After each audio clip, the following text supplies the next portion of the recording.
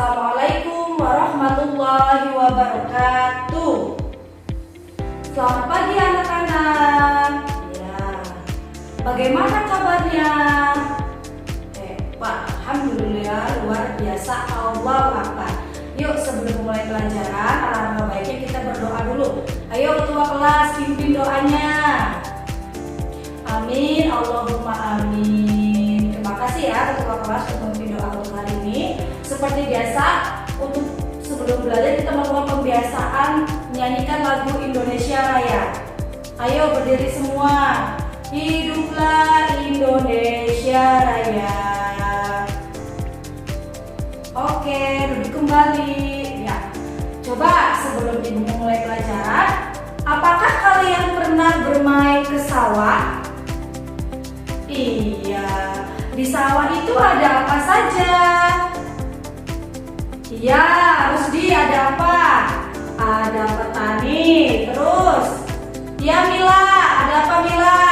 Ada padi. Terus ada apa lagi? Yang di belakang, Mas Wawan, ada apa? Ada belalang. Iya, itu sawah itu adalah salah satu ekosistem. Iya. Siapa yang tahu apa pengertian dari ekosistem? Coba angkat tangan. Siapa? Oh iya, coba jelaskan apa itu ekosistem. Iya betul, Ibu terangkan kembali ya. Ekosistem adalah sistem interaksi antara makhluk hidup dan lingkungannya, yang di dalamnya saling tergantung, saling mempengaruhi, menjaga keseimbangan lingkungan. Di dalam ekosistem itu terdapat dua komponen, yaitu komponen biotik dan komponen abiotik. Ya, sebelum Ibu menjelaskan, Ibu mau bertanya dulu. Adakah tahu anak-anak komponen biotik itu tumbuhnya seperti apa aja? Siapa tahu angkat tangan? Ya, Mbak Mila, biotik contohnya apa? Iya, betul sekali. Hewan, lalu tumbuhan, dan mikroorganisme. Good. Sekarang komponen abiotik. Apakah ada yang mau menjawab? Ayo kita gali bersama. Komponen abiotik contohnya seperti tanah, ya, udara, terus dan lain-lain ya. Ekosistem itu terbagi menjadi dua, ekosistem alami dan ekosistem buatan.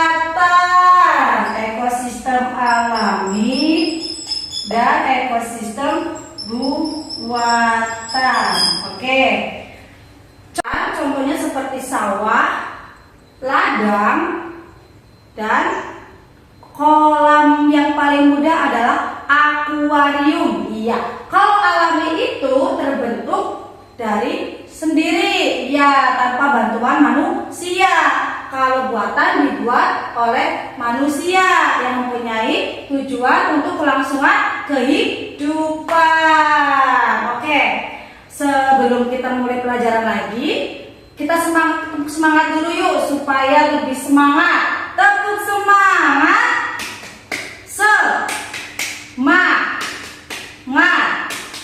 Semangat. Good.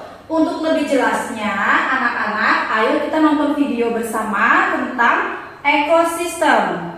Ayo anak-anak, untuk lebih memahami apa itu tentang ekosistem, apa itu komponen abiotik dan biotik, dan apa saja ada di tentang ekosistem itu, mari kita nonton video ini. Pada video kali ini kita akan mempelajari tentang ekosistem. Ekosistem ada biotik. Komponen biotik merupakan komponen yang terdiri atas. Seru tidak nonton video tentang ekosistem? Iya, pasti seru dong ya. Setelah tadi kita melihat video bersama tentang ekosistem, ada tentang hubungan timbal balik ya, saling menguntungkan dan saling tidak menguntungkan. Hubungan yang saling menguntungkan disebut simbiosis mutualisme. Ada yang tahu contohnya? Iya, betul sekali. sekali Mas Rifki, contohnya kupu-kupu dan bunga. Kalau simbiosis yang tidak menguntungkan itu namanya simbiosis apa? Iya, pinter, namanya simbiosis parasitisme. Tadi contohnya apa? Kutu dan kucing. Oke, di dalam ekosistem itu ternyata terdapat rantai makanan. Rantai makanan adalah peristiwa makan dan dimakan antar makhluk hidup dengan urutan tertentu. Ayo kita simak lagi video selanjutnya ya. Di dalam ekosistem terdapat rantai makanan.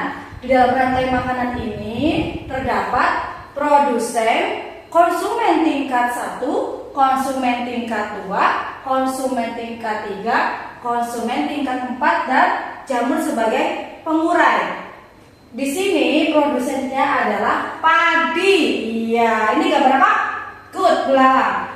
Padi menghasilkan makanan. Makanannya itu dimakan oleh belalang. Ya, belalang dimakan oleh katak. Katak dimakan oleh ular. Good.